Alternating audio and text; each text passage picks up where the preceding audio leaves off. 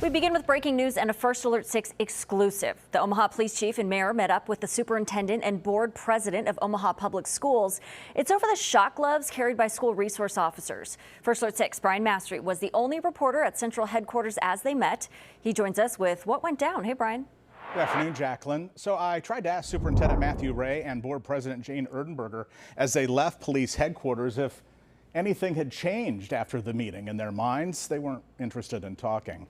Earlier this week, OPS requested Omaha police officers who serve as school resource officers no longer have shot gloves as a tool.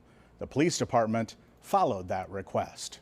Well, after the meeting, I sat down with Police Chief Todd Schmaderer to ask him about the meeting. He declined to get into specifics since it was private, but did answer some general questions.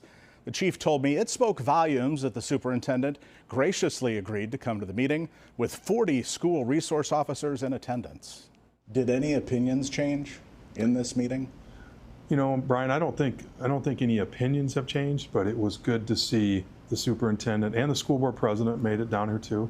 And it was good to see them come down, take this matter very important. They recognized the importance of the school resource officers, or they wouldn't have came. And so I appreciate them doing that. That's gone on with the police chief explained that the department informed Omaha Public Schools about the low voltage shot gloves 3 years ago and faced no opposition.